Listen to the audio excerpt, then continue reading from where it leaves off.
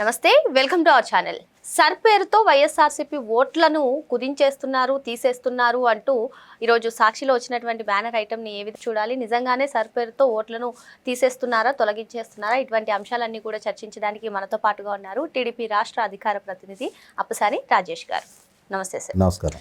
Sir పేరుతో మొత్తం వైఎస్ఆర్సీపీ ఓట్లను తొలగించేస్తున్నారు, ఇంటింటి సర్వే చేస్తున్నారు, అక్కడ వాళ్ళ కుటుంబ వివరాలు, కులం వివరాలు అన్నీ తీసుకుని ఒక టీడీపీ యాప్లో వేస్తున్నారు. సో మొత్తానికి వైసీపీ ఓట్లను తొలగించే లక్ష్యంగానే ఈ సర్ ప్రక్రియ కొనసాగుతుంది అంటే ఈరోజు సాక్షిలో ఒక బ్యానర్ ఐటమ్ సార్. మరి ఇందులో వాస్తవం ఎంత ఉందంటారు? మొట్టమొదట సర్ అంటే స్పెషల్ ఇంటెన్సివ్ రివిజన్. ఇది ఎలక్షన్ కమిషన్ ఆఫ్ ఇండియా దేశవ్యాప్తంగా ఫేజ్డ్ మేనర్లో ఒక్కొక్క రాష్ట్రంలో టేకప్ చేస్తూ వస్తున్న ప్రక్రియ.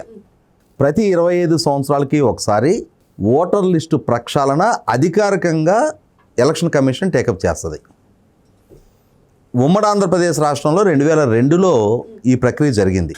ఇప్పుడు 24 సంవత్సరాలు పూర్తయింది కాబట్టి ఇప్పుడు ఈ ప్రక్రియ మొదలుపెట్టి 25వ సంవత్సరంలో కొత్త ఓటర్ లిస్టు పబ్లిష్ చేస్తారు. దానికోసం ఎలక్షన్ కమిషన్ టేకప్ చేసిన ప్రక్రియ ఇది. మొట్టమొదట ఇది తెలుగుదేశం పార్టీ టేకప్ చేసిన ప్రక్రియ కాదు.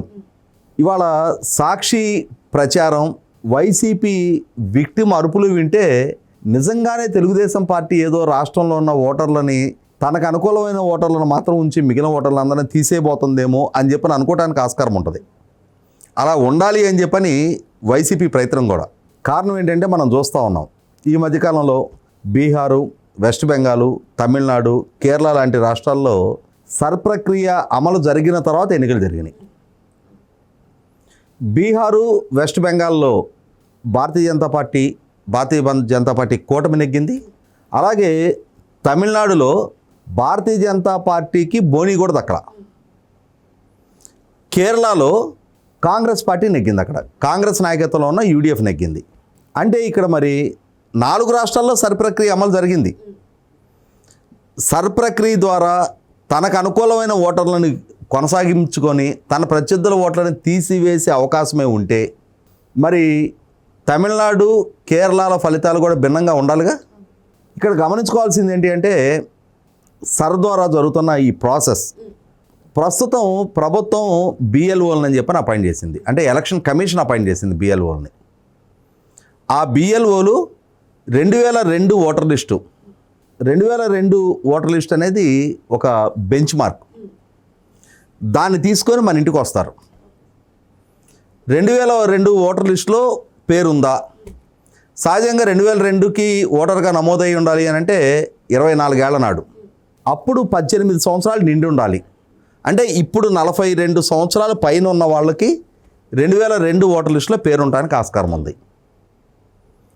2002 తర్వాత 18 ఏళ్ళు నిండిన వాళ్ళు ఉన్నారు. వాళ్ళ పేర్లు 2002కు ముందున్న ఓటర్ లిస్టులో ఉండవు. అంటే 2003 సవరణలోనో 2004 సవరణలోనో ఓటర్లుగా నమోదైన వాళ్ళ పేర్లు అప్పుడు ఉండవు.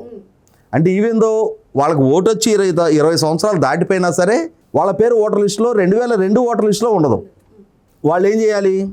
2002 ఓటర్ లిస్టులో మా పేరు లేదు, కానీ ఇదిగో మేము ప్రస్తుతం ఉన్న మా ఎపిక్ కార్డు నెంబర్ ఇది అని చెప్పని ఎలక్షన్ కమిషన్ ఫామ్స్ ఇస్తుంది.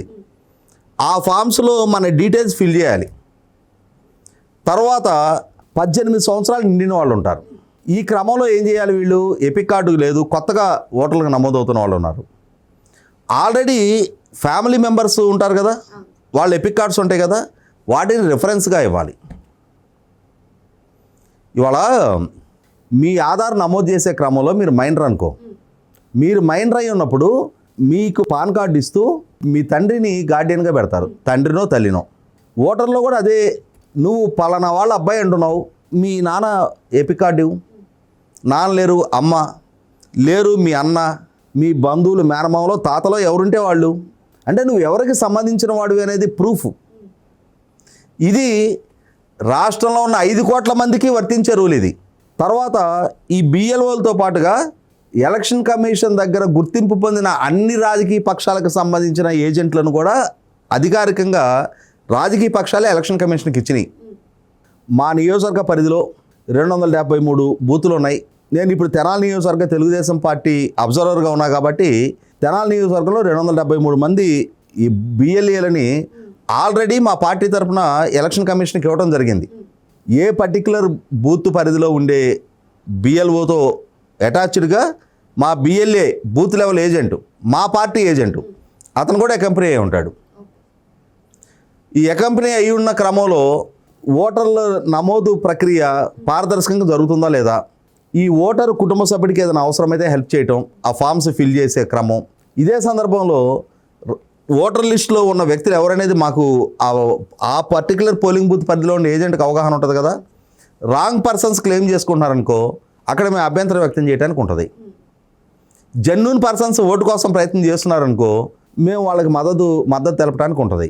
ఇది మా పార్టీ నుంచి మేము టంచనగా రాష్ట్రంలో ఉన్న సుమారుగా 45-46 వేల పోలింగ్ బూతుల్లో మా ఏజెంట్లు పాల్గొంటున్నారు. అలాగే వైసీపీ నుంచి కూడా ఏజెంట్లు పాల్గొవాలి. ఇలా పాల్గొన్న తర్వాత జూలై 21 తారీఖు రోజు ముసాయిదా ఓటర్ లిస్టు, అంటే నిన్నటి నుంచి మొదలుపెట్టి వచ్చే నెల 14 తారీఖు దాకా ఈ ప్రక్రియ 4 రోజులు కొనసాగుద్ది. 4 రోజుల తర్వాత జూలై 21 ముసాయిదా ఓటర్ లిస్టు వస్తుంది. ఈ ముసాయిదా ఓటర్ లిస్టు మళ్ళీ రాజకీయ పక్షాలన్నిటికీ ఇస్తారు. బాబు ఇదిగో మీ బూత్ పరిధిలో ఓటర్ లిస్టు, ఇది కొత్తగా వచ్చిన ఓటర్ లిస్టు, ఇందులో ఏదైనా చేర్పులు, తొలగింపులు, సవరణలు ఏమైనా ఉన్నాయా, ఫామ్ 6 కొత్తగా చేర్పులు, బాబు ఇదిగో పలానా వాళ్ళ ఇంట్లో పలానా ఓటు నమోదు కాలేదు, మేము ఇప్పుడు అతనికి ఓటు ప్రతిపాదిస్తూ ఫామ్ 6 సబ్మిట్ చేస్తున్నామని చెప్పని ఫామ్ 6 సబ్మిట్ చేస్తారు. ఫామ్ 7 ఏదైనా సవరణలు ఉంటే, తొలగింపులు, ఎవరైనా చనిపోయిన వాళ్ళ పేరు లిస్టులో వచ్చింది, వీళ్ళు ఇక్కడ లేరు, వీళ్ళు అసలు అన్ఐడెంటిఫైడ్, వీళ్ళ వేరబోర్డ్స్ తెలియటం లేదు, వీళ్ళ తొలగించండి. ఇది ఏకపక్షంగా తెలుగుదేశం చెప్తే చేశారు. తెలుగుదేశం చెప్పారు, మీ ఏజెంట్లు ఏం చేస్తున్నారు అంటే రాష్ట్ర వ్యాప్తంగా ఉన్న వైసీపీ ఏజెంట్లు క్రియాశీలకంగా లేరా? అది నీ ఫెయిల్యూరు. నీ ఓటర్ నువ్వు కాపాడుకోవాలి. నువ్వు చేయాల్సిన పని చేయకుండా ముందుగానే ఎలక్షన్ కమిషన్ మీద నిందలు మోపావు, తెలుగుదేశం పార్టీ మీద నిందలు మోపావు. నీ అభ్యంతరం ఏంటి? సర్ ప్రక్రియ టేకప్ చేయకూడదు అంటున్నావా? ప్రతి 25 సంవత్సరాలకు ఒకసారి సర్ జరిగి తీరాలి కదా, అది కాన్స్టిట్యూషనల్ ఆబ్లిగేషన్ కదా, దాన్ని నువ్వు అడ్డుకోలేవు కదా. ఆల్రెడీ సుప్రీంకోర్టు వరకు ఇష్యూ వెళ్ళింది వెస్ట్ బెంగాల్ ఎలక్షన్ సందర్భంగా. సుప్రీంకోర్టు ఏం చేయలేం, సర్ జరిగి తీరాల్సిందే అంది. ఎలక్షన్ కమిషన్ ప్రొసీడింగ్స్లో మేము అడ్డు రాము అంది. కాబట్టి ఇప్పుడు ఆంధ్రప్రదేశ్ కూడా అదే వర్తిస్తుంది. ఎలక్షన్ కమిషన్ ప్రొసీడింగ్స్ యాజ్ యూజువల్గా జరిగి తీరతాయి. రాజకీయ పార్టీలుగా, బాధ్యత కలిగిన రాజకీయ పార్టీలుగా, ఎందుకంటే ఇవాళ మనకు ఒక సామెత ఉంది, జుట్టు అంటూ ఉంటే ఏ కొప్పేసినా అందంగానే ఉంటుంది అని చెప్పని. నీకు జుట్టు మొత్తం కత్తిరించేసుకొని నేను ఆ కొప్పు పెట్టుకోవాలి, ఈ కొప్పు పెట్టుకోవాలని కలలు గంటే ఉపయోగం ఉంది. జుట్టు అంటూ ఉంచుకుంటే ఏ కొప్పు కావాలంటే ఆ కొప్పు వేసుకోవచ్చు.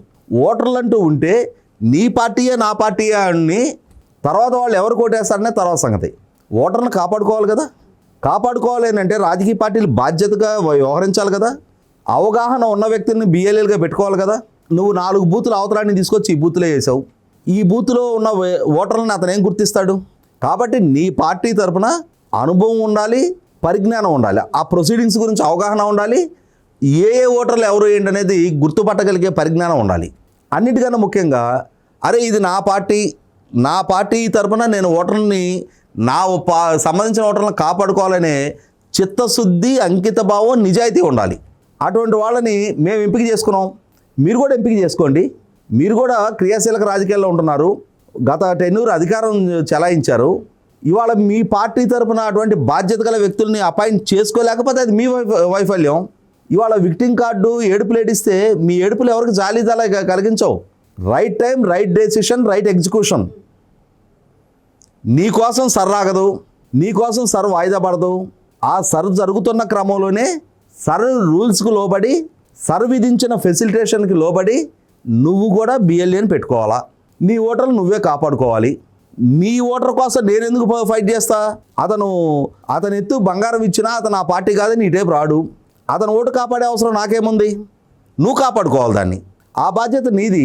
దీన్ని వదిలిపెట్టి ఎంతసేపటికి మసిపూసి మారేడికే చేద్దాం, సాక్షిలో విక్టింగ్ కార్డు ప్లే చేస్తూ ఏడుపులు ఏడుద్దామనంటే, ఈ అనవసరపు ఏడుపులు ఏడుస్తుంటే మనకు ఒక సామెత ఉంది, అతిగా ఏడ్చే మొగాన్ని నమ్మొద్దు అని చెప్పని.